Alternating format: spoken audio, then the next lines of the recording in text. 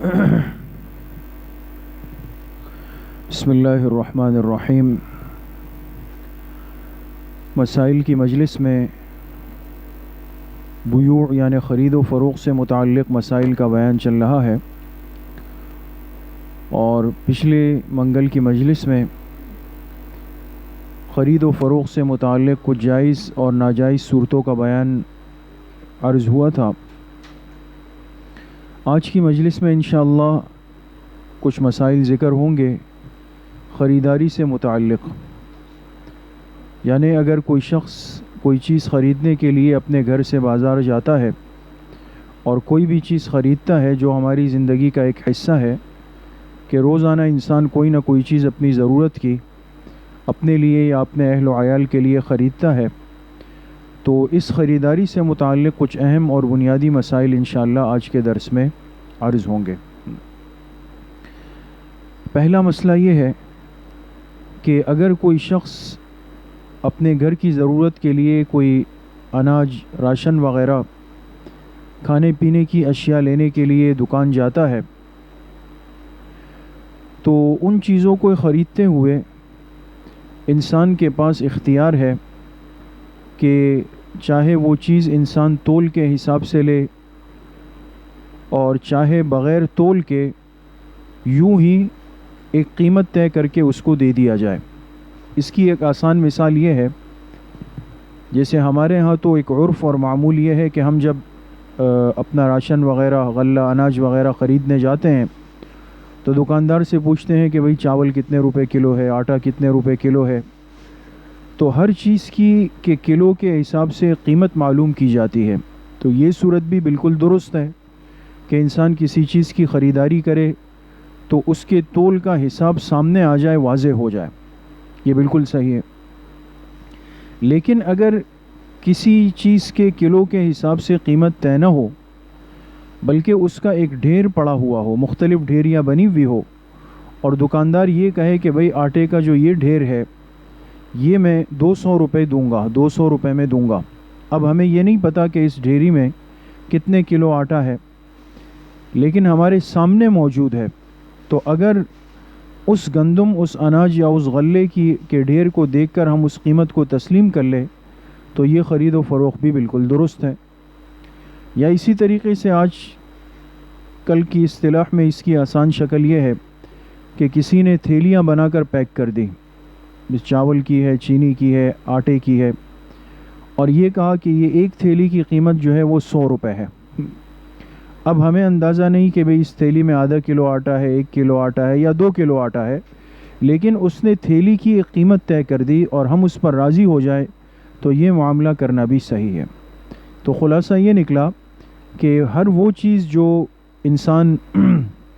اپنی ضرورت کے لیے خریدتا ہے تو چاہے وہ تول کر لے، اس کی قیمت طے ہو جائے تو بھی درست ہے،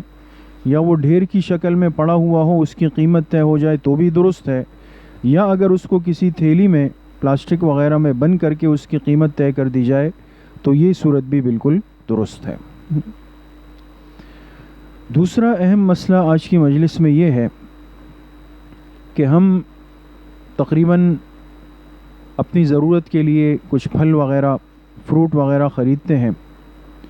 تو ہمارے معاشرے میں ایک ترتیب طے ہے کہ بعض پھل وہ ہیں کہ جو کلو کے تول کے حساب سے بیچے جاتے ہیں، جیسے کہ سیب ہے، آم ہے، تربوز ہے، خربوز ہے،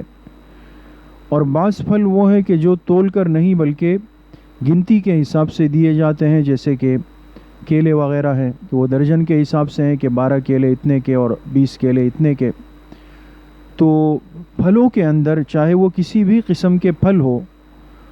تو جو علاقہ یا جو شہر یا جو ملک وہاں اس کی ایک ترتیب طے کر لے، چاہے کلو کے حساب سے طے کر لے تو بھی درست ہے، چاہے اس کو گنتی کے حساب سے طے کر لے تو وہ بھی درست ہے۔ اور اس کی ایک شکل یہ بھی ہے کہ پھلوں کو ایک ٹوکرے میں بند کر دیا جائے، جیسے مثال کے طور پہ کسی نے آم ایک ٹوکرے میں بند کر دیے یا سیب ایک ٹوکرے میں بند کر دیے اور کہا کہ جی یہ پورا ٹوکرا جو ہے یہ 500 روپے کا ہے۔ اب نہ ہم نے اس کو تول کر لیا، نہ گن کر لیا، نہ اندازہ ہے کہ کتنا ہے، لیکن اس نے قیمت اس کی طے کر دی، تو یہ بھی بالکل درست ہے۔ تو بہرحال پھلوں کے اندر اگر کوئی فروخت کرنے والا یا تاجر یا اس علاقے کا عرف یہ بن جائے کہ بعض پھل گن کر دیے جائیں، بعض پھل تول کر دیے جائیں، اور انسان اس خریداری پر راضی ہو، تو ایسا کرنا بھی بالکل درست ہے۔ اچھا، اسی طریقے سے ایک اہم صورت آج کے مسائل میں یہ ہے کہ اگر بیچنے والا تاجر جو چیز بیچ رہا ہے اس نے چیزوں کو ایک پیکٹ میں یا ایک تھیلے میں یا ایک ٹوکرے میں بند کر دیا، اب وہ پورا پیکٹ بنا ہوا ہے، چاہے وہ پھل ہو، چاہے وہ کپڑے ہو، جیسے رومال ہے، موزے ہیں، یا مستورات کی چیزیں ہیں جیسے سر میں لگانے والے کلپس ہیں،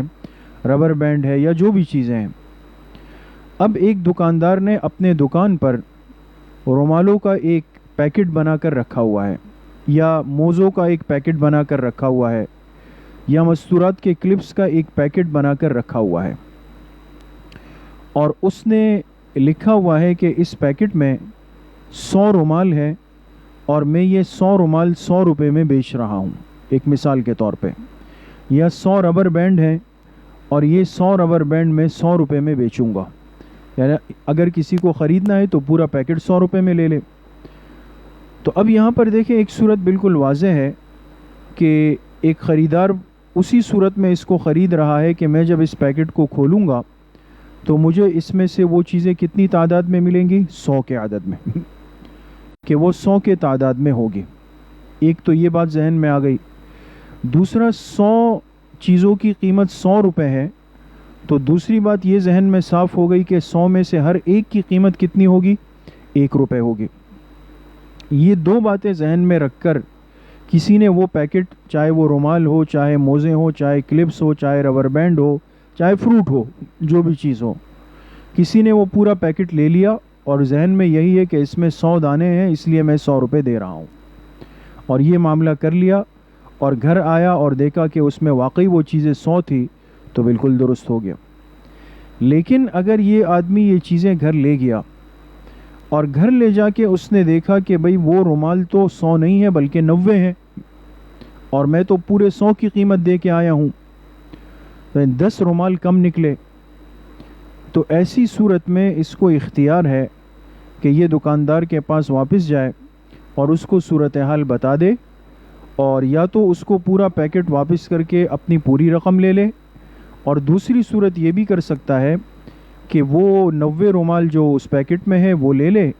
اور دکاندار سے اس صورت میں کتنے روپے واپس لے لے؟ 10 روپے، جو اس نے ذہن بنایا تھا کہ بھئی ہر رومال 1 روپے کا ہے، لہٰذا جب 10 رومال کم نکلے تو 10 روپے یہ واپس لے سکتا ہے۔ اچھا، اسی کی دوسری شکل یہ بھی ہے، یہ تو یہ تھا کہ چیزیں کم نکلی، لیکن اگر مثال کے طور پہ یہ جب گھر گیا اور اس نے وہ پیکٹ کھولا جس میں 100 رومال تھے، تو پتہ چلا کہ وہ 100 نہیں بلکہ وہ تو 110 ہے، 110 ہے، یعنی 10 رومال زیادہ آ گئے اور قیمت دی گئی تھی 100 رومالوں کی۔ تو اس میں ایسا نہیں ہے کہ یہ کہے کہ جی یہ تو میری قسمت ہے، لاٹری کھل گئی لہٰذا یہ مجھے مفت میں مل گئے، تو ایسا بالکل نہیں۔ جس طرح کمی کی صورت میں اس کے پاس حق تھا کہ یہ جا کر اس سے رقم لے لے، زیادتی کی صورت میں یہ زیادہ چیزیں دکاندار کا حق ہے، لہٰذا یہ اس کے پاس جائے اور اس کو اطلاع دے دے کہ آپ کے پیکٹ میں 10 رومال زیادہ نکلے ہیں، لہٰذا یا تو آپ مجھ سے 10 رومالوں کی مزید قیمت لے لیں یا اپنے 10 رومال وہ واپس لے لیں۔ ہاں، اس میں فقہا نے اتنا لکھا ہے کہ اگر مثال کے طور پہ یہی شکل کے 100 رومال تھے 100 روپے میں، اور دکاندار نے اس کو کہا کہ بھئی اس میں میں نے 100 رومال رکھے ہیں، آپ 100 روپے دے دیں، ہاں اگر اس میں کچھ دانے زیادہ نکل آئے یا کچھ ہوا تو وہ بھی آپ کے ہو جائیں گے، واضح کر دیا، تو اس صورت میں جو اضافہ ہوگا وہ لینے کا حق اس آدمی کے پاس رہے گا۔ اسی طریقے سے ایک اہم مسئلہ یہ ہے کہ چونکہ آج کل کپڑوں کی یا لباس کی خریداری یہ ہمارے معمولات میں زیادہ شامل ہے، اور خاص طور پہ مستورات کے معمولات میں کچھ زیادہ ہی اس کا حصہ ہے کہ ہم دکاندار کے پاس جاتے ہیں اور کپڑوں کی بڑی بڑی مارکیٹیں ہیں، بعض کپڑے جو ہے وہ بغیر سلے ہوئے، بعض سلے ہوئے، اور پھر اس میں بھی مختلف قسم کی کوالٹیاں ہیں اور کمپنیاں ہیں، اور مختلف جگہوں کے کپڑوں کے مختلف ریٹ ہوتے ہیں، یعنی ایک پورا نظام اس کا بنا ہوا ہے۔ تو اب مثال کے طور پہ ایک شخص یا ایک عورت کسی مارکیٹ یا دکان پر جاتی ہے اور وہاں سے اپنے لیے کوئی خاص قسم کا کپڑا ہے یا خاص قسم کا سوٹ ہے یا کوئی دوپٹہ ہے یا بیڈ شیٹس وغیرہ جو پلنگوں پر بچھانے والے شیٹس ہوتی ہے، چادریں ہوتی ہے، وہ بھی آج کل بہت معیاری اور مختلف قسم کی ملتی ہے. تو اگر کسی نے اپنے لیے کوئی سوٹ خریدا یا دوپٹہ خریدا یا بیڈ شیٹ خریدی، تو چونکہ ہر سمجھدار آدمی اس سے واقف ہے کہ سوٹ ہو یا دوپٹہ ہو یا بیڈ شیٹ ہو، تو اس میں اگر اونچ نیچ ہو جائے تو وہ چیز کسی کام کی بھی نہیں رہتی، اس لیے کہ ہر انسان کے کپڑے کا اس کے جسم کی ساخت کے اعتبار سے ایک سائز ہوتا ہے. لہٰذا ہم کہتے ہیں بھئی مجھے 6 گز چاہیے، 5 گز چاہیے، یا بیڈ شیٹ جو ہے وہ اتنے گز کی ہونی چاہیے اس لیے کہ بیڈ اتنا ہے. تو مقصد یہ ہے کہ اگر سلے ہوئے سوٹ ہیں یا دوپٹے ہیں یا چادریں ہیں یا بیڈ شیٹس ہیں، اگر کوئی اس کی خریداری کرتا ہے تو لازماً وہ دکاندار سے یہ پوچھ لیتا ہے یا بتا دیتا ہے کہ مجھے اتنے گز کا چاہیے. اب مثال کے طور پہ یہ خریدنے کے لیے ایک عورت گئی، دکاندار سے کہا کہ مجھے 3 گز کا دوپٹہ چاہیے. اس نے ایک دوپٹہ دیا اور کہا کہ یہ 3 گز کا ہے اور اس کی قیمت جو ہے وہ 300 روپے ہے. یہ عورت وہ دوپٹہ لے کر گھر آ گئی، لیکن گھر آنے کے بعد جب اس نے اس کپڑے کو ناپا تو پتہ چلا کہ وہ 3 گز کا نہیں بلکہ وہ 2.5 گز کا ہے. وہ 2.5 گز کا ہے. تو اب ظاہر سی بات ہے کہ یہ مسئلہ بیان ہوا کہ یہ کپڑے ایسے ہوتے ہیں کہ جس میں اونچ نیچ سے وہ کسی کام کے نہیں رہتے. نہیں یہ ممکن ہے کہ ہم اس کے ساتھ مزید کوئی کپڑا ملا لیں. تو اس مسئلے میں یاد رکھیں کہ ایسی صورت کے اندر یہ دکاندار کے پاس جا کر یہ نہیں کہہ سکتی کہ بھئی آپ مجھ سے 2.5 گز کے حساب سے قیمت کاٹ لیں، آپ نے زیادہ پیسے لے لیے. نہیں، اب یا تو اسی قیمت پر یہی کپڑا یا یہ دوپٹہ یا یہ بیڈ شیٹ اسی کو قبول کر لے، یا پھر یہ ہے کہ اس معاملے کو پورا کا پورا ختم کر دے. اس میں یہ اختیار کمی بیشی کا نہیں، اس لیے کہ یہ وہ کپڑا ہے کہ جس کی ایک خاص مقدار میں ہی فائدے کی صورت طے ہے. اگر اس میں کمی بیشی ہوگی تو وہ کسی کام کا نہیں ہوگا. لہٰذا اس کے پاس یہ اختیار ہے کہ یا تو یہ اس دکاندار سے اتنی ہی چیز اسی قیمت پر لے لے جتنے میں طے ہوئی، یا یہ کہ جا کر دکاندار کو وہ چیز واپس کر دے کہ بھئی میں اس کو خریدنے کے لیے تیار نہیں ہوں. اس صورت میں دکاندار پابند ہوگا کہ وہ اس بیچی ہوئی چیز جو مقدار میں کم نکلی ہے وہ واپس لے کر وہ پوری رقم اس کو واپس دے دے. آج کل ہمارے معاشرے میں خرید و فروخت کے اعتبار سے یہ صورتیں بالکل عام ہیں، لیکن ہمارے بعض دکاندار اور بعض مارکیٹیں ایسی ہیں اور بعض برانڈ ایسے ہیں کہ وہ لکھ لیتے ہیں کہ بھئی خریدی ہوئی چیز ناقابل واپسی ہوگی. یعنی خریدار خریدتے ہوئے یہ ذہن بنا لے کہ میں اگر لے رہا ہوں تو میں واپس نہیں کر سکتا. تو یہ شرط رکھی جا سکتی ہے، لیکن اگر دکاندار اپنی اس لکھی ہوئی شرط کے بعد اگر غلط بیانی کرتا ہے یا اس سے غلطی ہو جاتی ہے، یعنی اس نے کسی سوٹ پر لکھ دیا کہ 4 گز اور دکان پر یہ بھی لکھا کہ خریدی ہوئی چیز واپس نہیں ہوگی، تو خریدار اس سوٹ کو 4 گز سمجھ کر لے گیا اور گھر میں 3 گز نکلا. تو چونکہ خریدار بیچنے والے سے غلط بیانی ہوئی ہے، لہٰذا اس صورت میں اس اصول کو نہیں دیکھا جائے گا،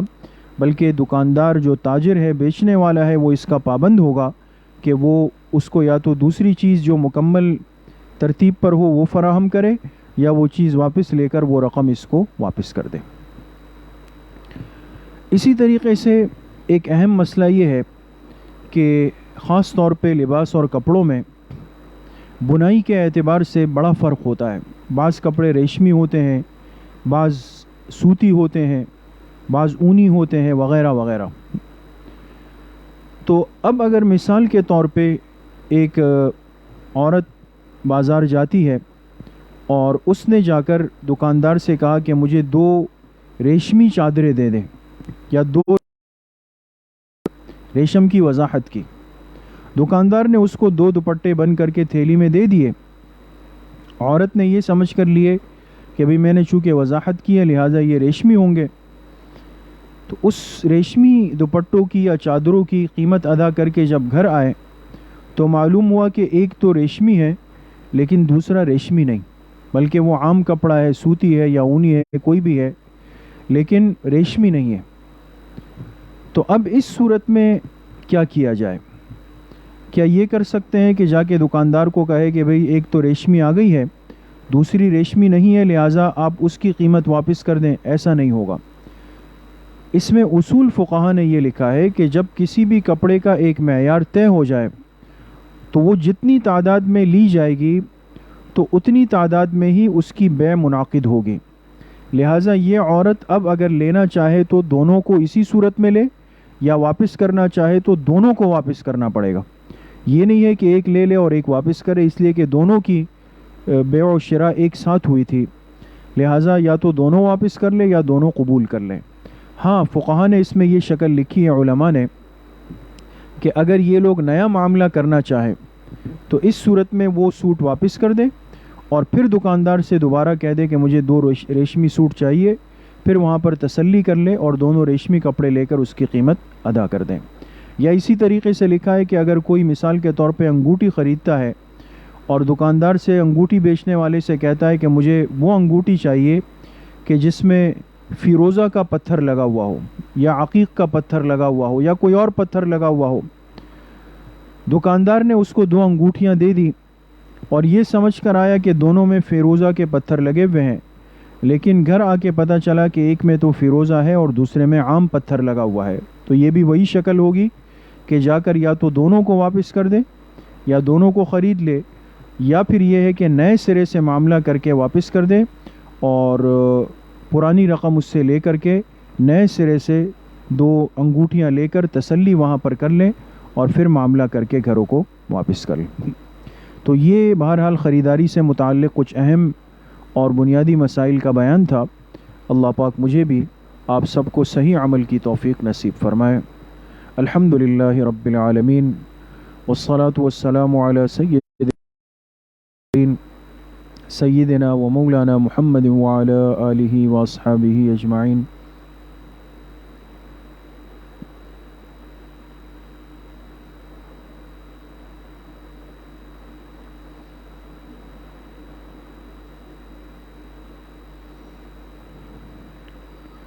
وصلی اللہ وسلم علی نبینا محمد وآلہ واصحابہ اجمعین برحمتک یا ارحم الراحمین۔